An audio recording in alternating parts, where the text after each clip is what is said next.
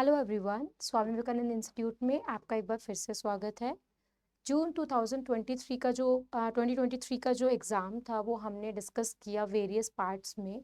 आज उसी का ही लास्ट पार्ट हम आपके सामने लेकर आए हैं so that each and every parts के थ्रू आप सारे क्वेश्चन को अच्छे से एक्सेस कर सकें। तो काफ़ी सारे पार्ट्स में हमने बहुत सारे क्वेश्चन डिस्कस करे। बाकी remaining question which are related to assertion reasoning या स्टेटमेंट, वो क्वेश्चन आज हम इस पार्ट में लेकर आए हैं सो दैट आपका पूरा जून 2023 वाला जो पेपर था लाइब्रेरी एंड इंफॉर्मेशन साइंस का, वो अच्छे से आप लोगों को पता चल जाए, या जो भी प्रिपेयर कर रहे हैं नेक्स्ट अटेम्प्ट के लिए उनके लिए एक प्रॉपर पीडीएफ मिलके या एक प्रॉपर वीडियो से उनको ये अंदाज़ा हो जाए कि किस तरीके का क्वेश्चन पूछा जा रहा है या जून में किस तरीके के क्वेश्चन पूछे गए। ओके, काफ़ी सारे पार्ट्स तो आप देख चुके होंगे, लगभग पार्ट 6 तक पहुंच चुका है आपके पास। आप उनको जाकर एक्सेस कर सकते हैं जिन्होंने वो पार्ट्स नहीं देखे हैं। स्टार्टिंग पार्ट 1 में क्वेश्चन पेपर सीरीज के अंदर हमने सारे क्वेश्चंस पढ़े हैं। देन फिर part 2, part 3, part 4, part 5, part 6 और आज जो आपके सामने जा रहा है विच इज़ पार्ट 7। तो इन 7 पार्ट्स के अंदर हमने क्वेश्चंस को डिवाइड करके उनको अच्छे से एक्सेस किया सो दैट आप उनको अच्छे से समझ सके।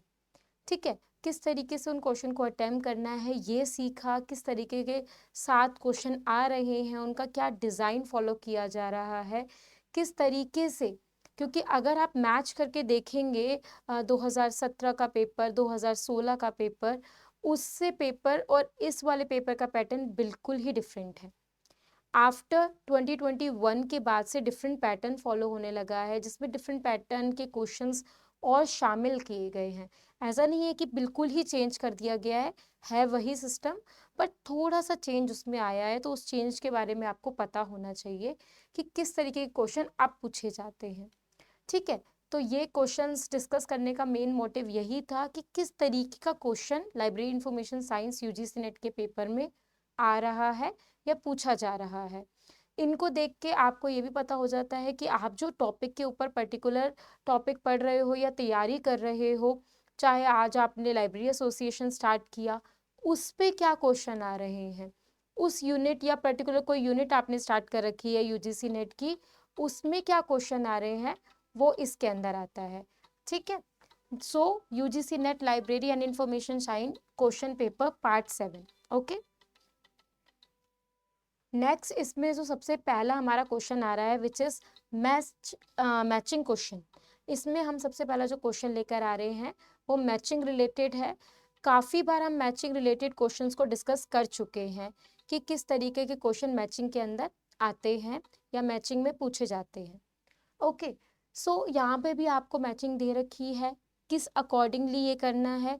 सबसे पहला आपका स्टेप क्या होगा, क्वेश्चन को अच्छे से रीड करना।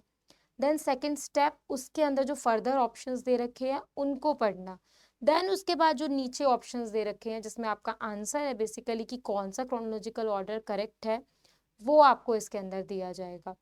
तो ध्यान रखिएगा मैचिंग में क्या चीज़ पूछी जा रही है और जो सबसे पहले आपको आता है उसको आप मैच कीजिए और अपना एक क्रोनोलॉजिकल ऑर्डर ज़रूर बनाइए, क्योंकि जो आपका क्रोनोलॉजिकल ऑर्डर होगा यहाँ देख के बच्चा क्या हो जाता है, थोड़ा सा कंफ्यूज हो जाता है।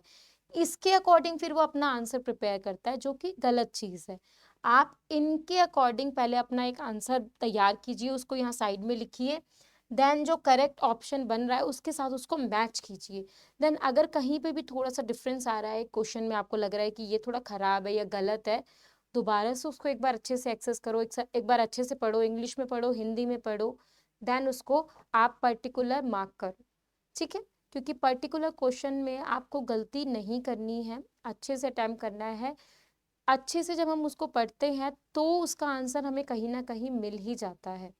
जल्दबाजी में आप लोग पढ़ते हो, जल्दबाजी में कभी कभार एक ऑप्शन के चक्कर में भी बलते बच्चे का पूरा ही क्वेश्चन गलत हो जाता है, तो वो भी आपको नहीं रखना है।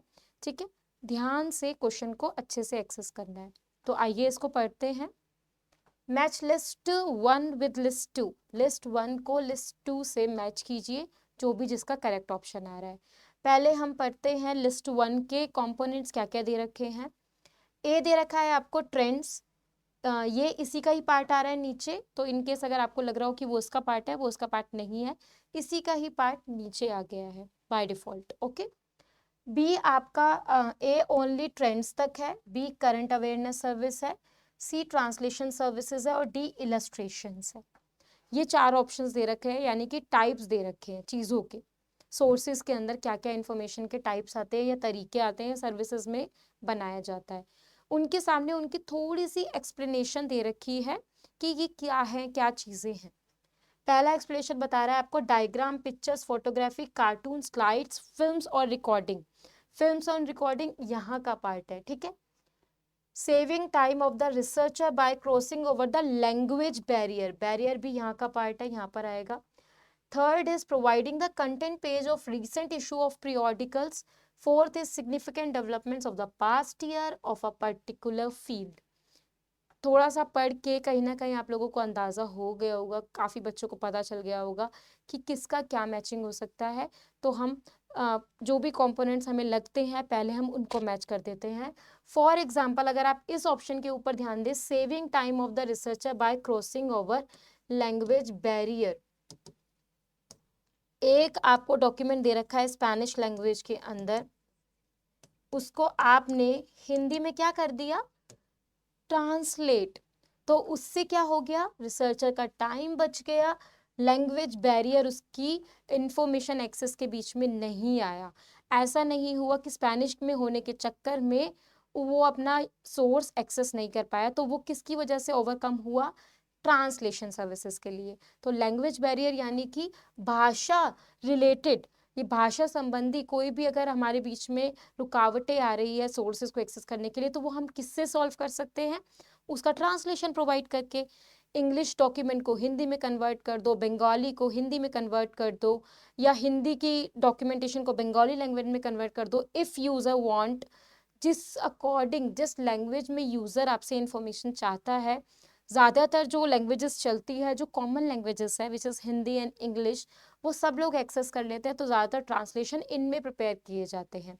स्पेनिश से रिलेटेड इंग्लिश में कर दिया, फ्रेंच को इंग्लिश में कर दिया, ये सब आपका लैंग्वेज बैरियर को ओवरकम करने का तरीका है, जिससे यूज़र भी सेटिस्फाई हो जाएगा, किस सर्विस से, ट्रांसलेशन सर्विसेज से। तो अगर हम देखा जाए, ये मैं यहाँ पे इरेज कर देती हूँ, जस्ट एग्जाम्पल के लिए लिखा था मैंने। सी का हमें लगा सेकेंड, यहाँ पे ए बी सी डी हम अपना ही एक क्रोनोलॉजिकल ऑर्डर बना के रखेंगे। सी का हमने लगाया है सेकंड।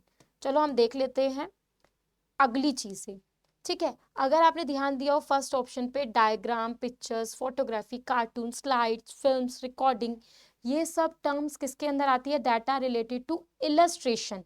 इवन बुक में भी अगर डायग्राम्स वगैरह दिए जाते हैं तो इलस्ट्रेटर का नाम दिया जाता है स्टार्टिंग के पेज में, अगर आप लोगों ने गौर किया हो तो इलस्ट्रेशंस इन सब को इन्वॉल्व करती है।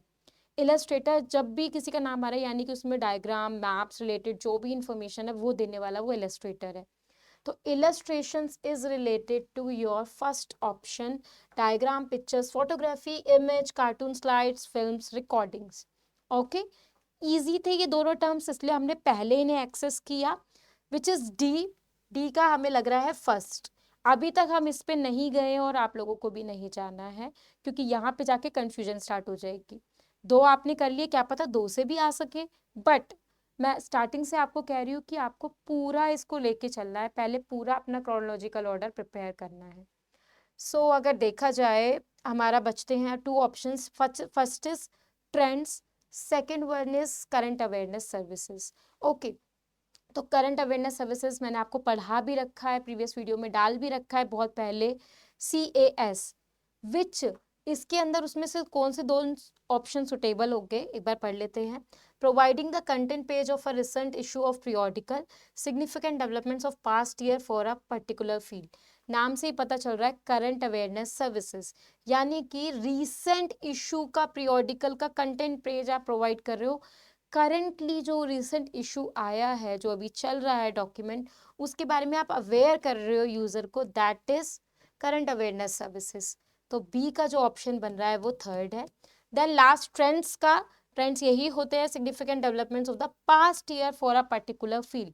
कोई भी पर्टिकुलर फील्ड के अंदर जो पास्ट ईयर में डेवलपमेंट्स हुए हैं उनके बारे में कौन जानकारी देता है, ट्रेंड्स। ओके, तो फोर्थ यहाँ हमें लगा है ए के लिए, तो ये हमारा बना है, ठीक है। ए का फोर्थ बना हमारा, बी का थर्ड बना, सी का सेकेंड, डी का वन।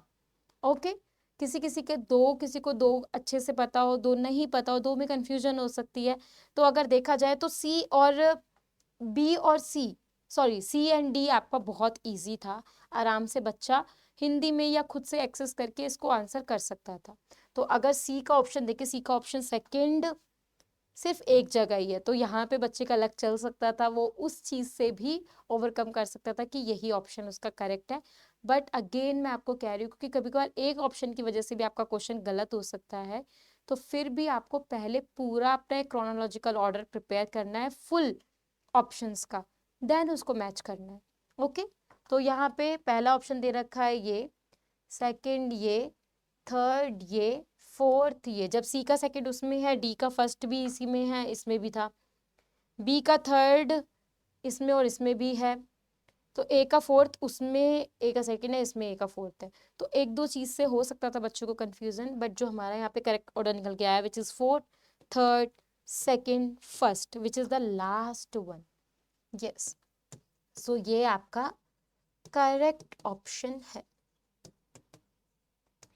ठीक है। That is your correct option. Kind of sources and services related है, यूनिट 4 या यूनिट 3 का भी क्वेश्चन मान सकते हैं। यूनिट 4 का बेसिकली ज्यादा मानेंगे कि सर्विसेज है, सोर्सेज भी हैं, सर्विसेज भी हैं, तो दोनों ही रिलेटेड क्वेश्चन ये बनाया गया है।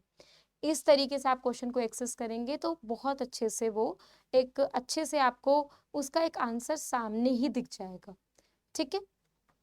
वही एक क्वेश्चन के चक्कर में सिर्फ एक ऑप्शन के जरिए आप सीधा मैचिंग के नीचे ऑर्डर्स में पहुंच जाओगे और कहोगे कि ये चीज है, ये करेक्ट है, वो गलत हो जाएगा। ओके, सो नेक्स्ट क्वेश्चन जो आ रहा है, that are related to assertion reason.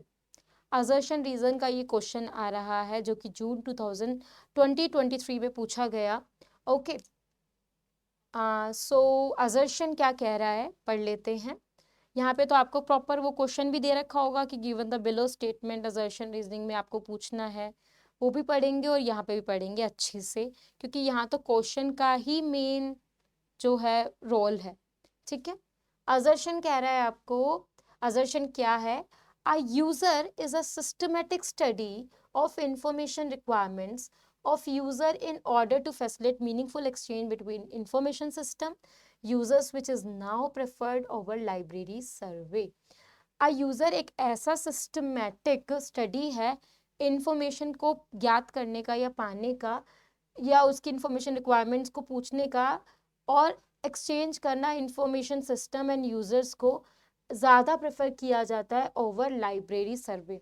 ज़्यादातर पहले जैसे लाइब्रेरी सर्वे किए जाते थे, अब ज़्यादातर यूजर स्टडीज़ को ही फॉलो आउट किया जाता है रादर देन लाइब्रेरी सर्वे। ये आपको असर्शन कह रहा है। रीज़न क्या है उसका, assertion related he, studies of information needs or information use behavior focus upon a wider range of information sources and channel rather than simply libraries। that is the correct one। वो ये कह रहे हैं कि आजकल जो स्टडी है information की नीड्स की और उसकी सीकिंग बिहेवियर की, उनके according wider range of information sources and channel को देखा जाता है, फोकस किया जाता है, या ना कि सिंपली लाइब्रेरी के बारे में जानकर। अब ये देखा जाता है कि जिस अकॉर्डिंग डिमांड्स आ रही है, जिस अकॉर्डिंग इंफॉर्मेशन की नीड जनरेट हो रही है, उसके अकॉर्डिंग कैसे इंफॉर्मेशन सोर्सेज हैं और कैसे चैनल्स हैं, ओके, जहाँ से वो मिल रहा है। तो असर्शन रीजन के अंदर ये दो हमने टर्म्स पढ़ी, आपस में ये दोनों रिलेटेड होती हैं। ऑप्शन देख लेते हैं क्या दे रखा है, both A and R are true, R is the correct explanation of A, both A and R are true, R is not the correct explanation of A is true, R is false, A is false, R is true. तो अगर देखा जाए, अगर हम ये दोनों चीज पढ़ी तो दोनों ही बिल्कुल करेक्ट ही आपकी स्टेटमेंट्स हैं। ओके, ऑल आर करेक्ट, तो ये भी आपका करेक्ट है, ये भी करेक्ट है, कोई भी नेगेटिव एस्पेक्ट इसके अंदर नहीं आया है। ओके ओके, कोई भी नेगेटिव एस्पेक्ट इसके अंदर नहीं आया है। सो असर्शन रीजन के अंदर अब हमें ये देखना है कि what is the correct explanation. Okay, सबसे पहले हमने जो पढ़ा which is a user is a systematic study. User studies को ज़्यादा देखा जाता है इन्फॉर्मेशन के बारे में सीख करने के लिए और उनकी नीड्स पे ज़्यादा ध्यान दिया जाता है रादर देन सिर्फ लाइब्रेरीज़ के बारे में जानकारी लेके। और उसका रीज़न इसलिए है क्योंकि आजकल इन्फॉर्मेशन नीड्स और यूज़ बिहेवियर फोकस करते हैं ज़्यादातर इन्फॉर्मेशन सोर्सेज एंड चैनल पे rather than simply libraries, which is a correct explanation of assertion. assertion का ये बिल्कुल करेक्ट रीजन दे रखा है, दोनों आपस में बिल्कुल पैरेलल है। जो वो चीज़ बात कर रही है उसका रीज़न भी पर्टिकुलर वही है, बिकॉज यूज़र स्टडीज़ का मतलब ही ये है कि वो क्या इन्फॉर्मेशन सोर्सेज चाहते हैं, क्या इन्फॉर्मेशन सीकिंग बिहेवियर यूज़ कर रहे हैं, रादर देन पहले क्या होता था सिर्फ लाइब्रेरी सर्विस का सर्वे कर लिया, लाइब्रेरी के इन्फॉर्मेशन सोर्सेज के बारे में जान लिया। अब वो फोकस करते हैं यूज़र स्टडी यूज़र एजुकेशन के ऊपर, सो दैट उनको पता चले कि कौन सा इन्फॉर्मेशन सोर्सेज ज़्यादा यूज़ किया जा रहा है, वाइडर यूज़ किया जा रहा है। तो दोनों में R is the correct explanation of A. So A is true R is false वाले तो नहीं होंगे दोनों ही, क्योंकि बोथ आर ट्रू।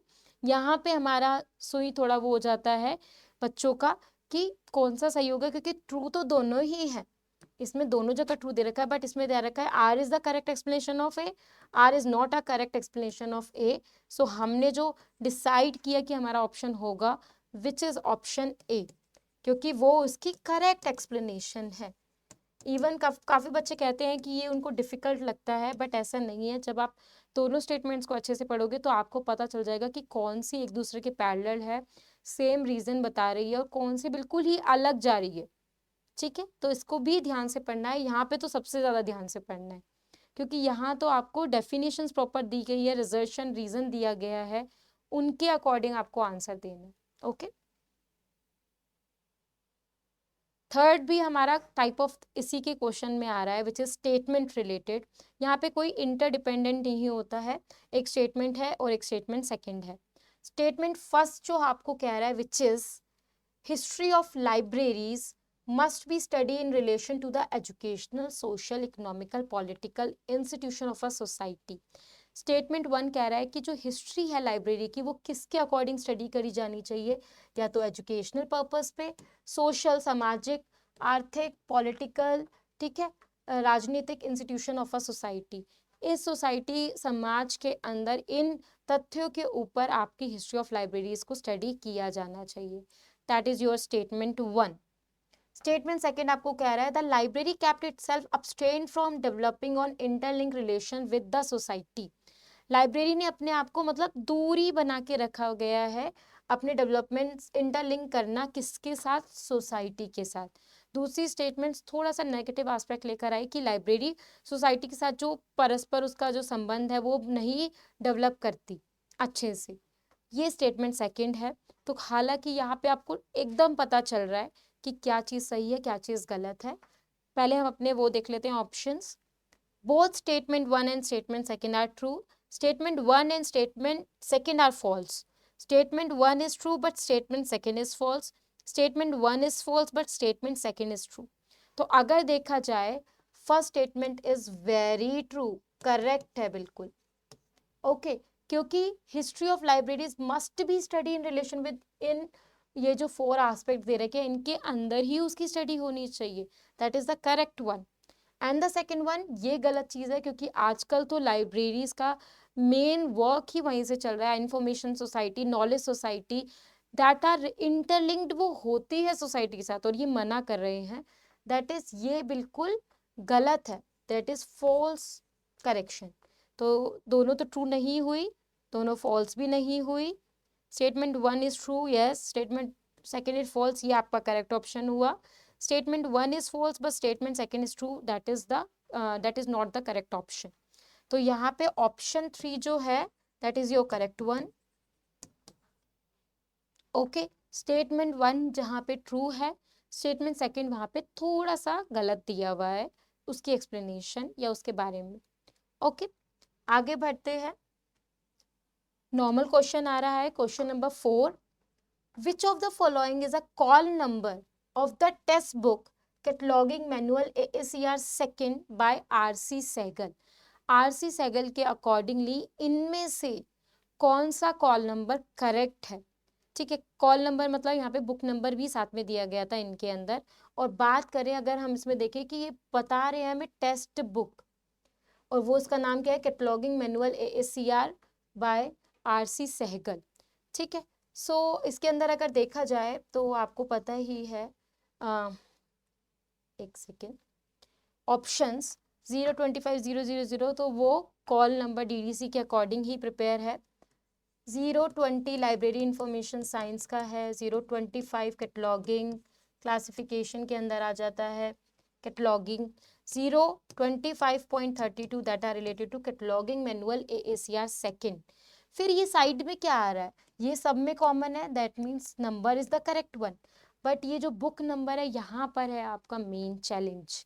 तो अकॉर्डिंग टू RC सहगल उन्होंने कहा था कि जो सरनेम है, सरनेम के 3 वर्ड्स उसके बाद लगा दिए जाए, विच इज अगर उनका जो वो है सहगल बुक नंबर के अकॉर्डिंगली, तो सहगल के जो कि उन्होंने कैटलॉगिंग मैनुअल AACR सेकेंड बनाया था, उनका ऑथर RC सहगल है। RC सहगल यानी सरनेम के हमें क्या लेने हैं, 3 डिजिट SEH जो कि हमने ले लिए। साथ में अब हमारा यहाँ पे आप लोगों को लगेगा ये तो नहीं है, ये भी नहीं है, RLS यानी कि इन्होंने कुछ अलग ही लिया, ये या ये, क्योंकि सहगल दोनों में आ रहा है। प्लस उसके साथ वो ये कहते हैं कि what type of a document, तो यहाँ पे TB आएगा, तो that one is your correct one, correct option. तो बुक नंबर रिलेटेड जब आपका ऐसा कोई क्वेश्चन आएगा तो वो इस तरीके से पूछा जाएगा और आपको उसको ऐसे एक्सेस करना है। यहाँ पे ये भी सही हो सकता था बट उसको प्रॉपर नहीं लिखा गया इसलिए वो गलत हो गया। बिल्कुल सिमिलर ही ऑप्शन थे बट जो करेक्ट ऑप्शन है which is your correct option 4। Next again आपका स्टेटमेंट 1 रिलेटेड क्वेश्चन आ रहा है। Statement 1, one of the important functions of R&D library is having a provision of reference services. ठीक है, सबसे ज्यादा एक इनमें से एक इम्पॉर्टेंट फंक्शन क्या है R&D यानी रिसर्च एंड डेवलपमेंट लाइब्रेरी का, having a provision of reference services यानी कि संदर्भ सेवाएं देना, रेफरेंस सर्विसेज प्रोवाइड करना, ये एक इम्पॉर्टेंट फंक्शन है R&D का। Okay, that is your statement 1। Statement second क्या कह रहा है आपको, क्योंकि तो डिफरेंट डिफरेंट होती है। The user have no time to use library as they are totally involve in research. ये स्टेटमेंट आप लोगों को पढ़ के थोड़ा थोड़ा लग गया होगा कि क्या पूछ रहे हैं, कि यूजर को कोई टाइम नहीं होता किसको यूज करने का, लाइब्रेरी का, क्योंकि वो बहुत बिजी होते हैं रिसर्च में। Is it true, is it true और नॉट? सो ये स्टेटमेंट तो आपको साफ ही पता चल रही है, बिकॉज विदाउट, अगर आप रिसर्च कर रहे हो, कंडक्ट कर रहे हो, विदाउट डॉक्यूमेंटेशन आप कैसे उसको एक्सेस करोगे, उसके लिए आपको लाइब्रेरी एक्सेस करना पड़ेगा, तो that is the incorrect one. And अगर इसको देखा जाए तो yes, reference services is very useful in research and development library. SDI, alerting services, cash, newspaper clippings और भी बहुत different services, translation services, document delivery services, ये सब कुछ जो सर्विसेज हैं that are your reference services, जो सबसे ज़्यादा रिसर्च एंड डेवलपमेंट लाइब्रेरी में यूज़ की जाती है। नॉर्मल लाइब्रेरीज में आपको ज़्यादातर जो इन्फॉर्मेशन की लाइब्रेरी होती हैं वहाँ पे ज़्यादातर जो चीज़ें मिलेंगी विच इज़ इशू रिटर्न या और चीज़ें ILL और डिफरेंट टाइप ऑफ सर्विसेज मिल जाएंगी। सबसे ज़्यादा रिसर्च एंड डेवलपमेंट में मिलेगी because they want save the time of the user. ठीक है, तो इंडेक्सिंग, एब्स्ट्रैक्टिंग सबसे ज़्यादा यहाँ यूज़ की जाती है। ये आपका बिल्कुल करेक्ट ऑप्शन है। ईजी था, यहाँ तक जाने की ज़रूरत ही नहीं पड़ी।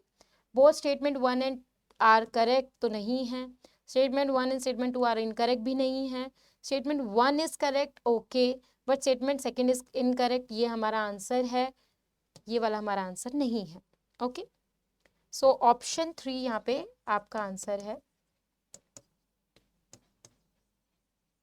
कभी कभार ऐसा भी होता है कि आपको इजी दी जाती है और ज़्यादातर इजी ही दी जाती है। ओके, तो ये हमारा कुछ क्वेश्चंस थे। आगे बढ़ते हैं। कोई क्वेश्चन और आ रहा है हमारे सामने, which of the following are true of open door. ठीक है, ओपन डोर यानी कि यूनिट 8 रिलेटेड क्वेश्चन आ रहा है। रिपोजिटरी के ऊपर क्वेश्चन आ रहा है आपका। Directory of open archives repositories, open access repositories के अंदर आता है ये। Which of the following are true about open door. Open यानी कि फ्री एक्सेस, ओपन है, फुल टेक्स्ट डाटाबेसेस है, इंफॉर्मेशन प्रोवाइड की जाती है, it's kind of an institutional या फिर इंफॉर्मेशन रिपोजिटरीज। ओके, इनके बारे में ये पूछ रहे हैं कि क्या इनमें से ट्रू दिया है, ठीक है, इन 4 ऑप्शंस में से क्या ट्रू है। तो हम इनके ऑप्शंस पढ़ लेते हैं पहले। Open door service was launch in 2005। Open door जो सर्विस है वो 2005 में लॉन्च की गई। Okay, use plan X repository self assessment tool. इसके अंदर plan X repository self access tool assessment tool use किया जाता है। Account registration is not required, account registration इसमें नहीं रिक्वायर होता। और Japan is the second largest participant country, Japan इसकी सबसे सेकेंड लार्जेस्ट पार्टिसिपेंट कंट्री है। ओपन डोर जो बेसिकली आपका इंफॉर्मेशन रिपोजिटरी या इंस्टीट्यूशनल रिपोजिटरी का एग्जाम्पल है, उसके लिए पहला option is the correct one, क्योंकि ये 2005 में ही लॉन्च किया गया था that services. Use plan X repository self assessment tool which is the wrong one, क्योंकि इसके अंदर प्लान एक्स का यूज नहीं किया जाता। अकाउंट रजिस्ट्रेशन इज रिक्वायर्ड, इसके अंदर अकाउंट रजिस्ट्रेशन रिक्वायर्ड होती है, तो ये ट्रू नहीं है क्योंकि ये कह रहे हैं नॉट रिक्वायर्ड, तो ये तो ट्रू नहीं हुई ना, तो ये भी हमारा गलत हो जाएगा। अगर यहाँ पे नॉट नहीं होता तो ये आपका ऑप्शन हो सकता था। Japan is the second largest participant country which is the correct one. So यहाँ पे जो आपका ऑप्शन बन रहा है which is A and D are the correct one. 2 ही दे रखे हैं सब में, A B, B and C, C and D, A and D. यहाँ पे आपको मिल गया है आपका correct option A and D. Okay, इस तरीके से आपको क्वेश्चन एक्सेस करना है। जब भी ये क्वेश्चन में क्या होता है, आप कोई भी पर्टिकुलर टॉपिक पढ़ रहे हो, आपको ईयर पढ़ाया जाएगा, कौन कौन पार्टिसिपेंट्स है वो पढ़ाया जाएगा, तो वहाँ पे आपको कहीं ना कहीं क्लिक हो जाएगा, प्लस उसका पूरा स्ट्रक्चर पढ़ाया जाता है।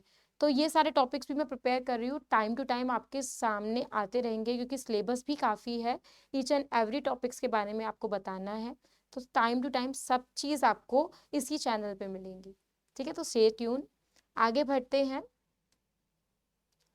सो मैच लिस्ट अगेन आ रही है हमारे पास, मैच लिस्ट में आ रहा है इस बार हमारे पास OSI मॉडल, ठीक है, विच इज़ अ मॉडल जिसके अंदर लेयर्स होती है, डिफरेंट लेयर्स, वो इसके अंदर दी गई है, बट हमें सारी लेयर्स नहीं दी गई, हमें 4 लेयर दी गई हैं, physical layer, transport layer, session layer और application layer.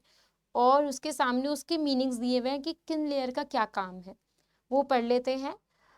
Responsible for the delivery of message from one process to another, responsible for dialogue control and synchronized, responsible for movement of individual bits from one node to next, responsible for providing services to the user. Then इसमें ये हमें इसकी definitions दे रखी है कि क्या क्या चीज़ इसके अंदर प्रोवाइड की गई है या क्यों प्रोवाइड की गई है। ठीक है, तो अगर देखा जाए कि सबसे पहला क्वेश्चन ही responsible for the delivery of a message from one person to another या process to another, that is कि वो क्या कर रहा है, इंफॉर्मेशन को ट्रांसपोर्ट कर रहा है।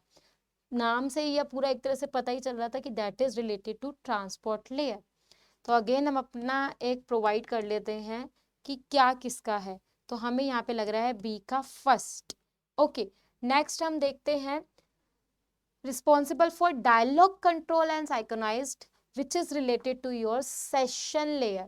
Dialogue control related जो भी informations होती है that are provided by या फिर done by session layer, तो C का यहाँ हमें जो ऑप्शन लग रहा है which is the second one. Third पढ़ लेते हैं, responsible for movement of individual bits from one node to next.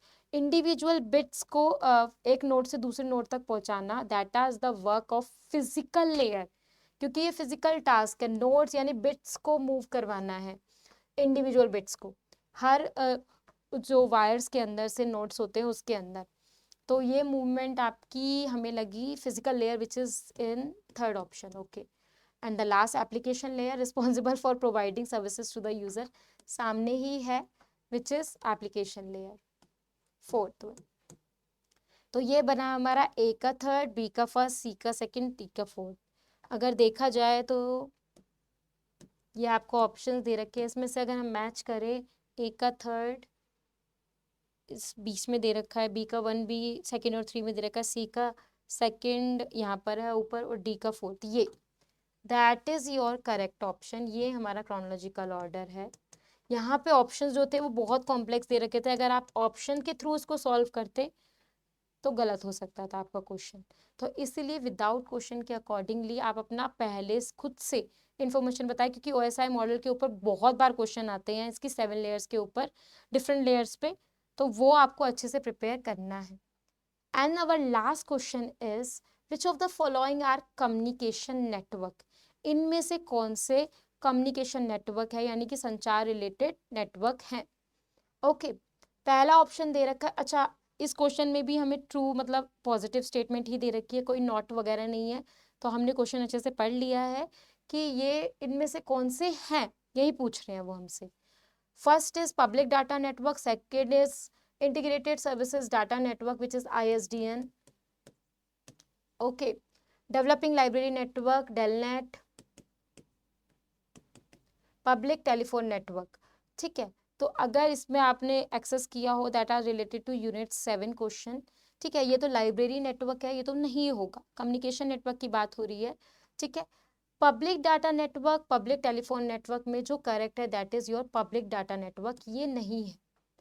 And ISDN तो है ही, ये अगर आप इसका वो चेक करेंगे सिलेबस उसमें भी दे रखा है ISDN। सो यहाँ पे जो आपके ऑप्शन है which is A and B ही हुआ ना, हाँ जी, A and B, C and D इसमें नहीं है, इसमें भी 2 ही दे रखे हैं, A एंड B हमारा पहले पे ही हमें दिख गया, that is your correct option.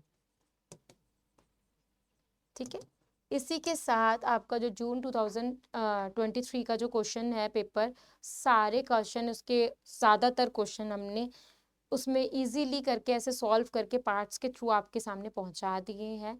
आप में से काफ़ी बच्चों ने उसको एक्सेस भी कर लिया होगा, जो भी न्यू यूज़र है वो उस पार्ट्स को जाकर दोबारा से एक्सेस कर सकता है।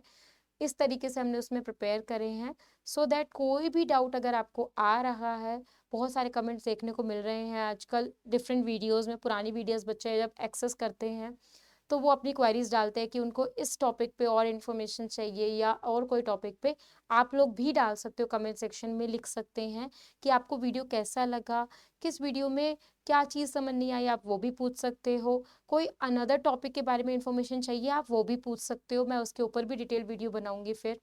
तो इस तरीके की अपनी क्वेरीज आप कमेंट सेक्शन में लिख सकते हैं।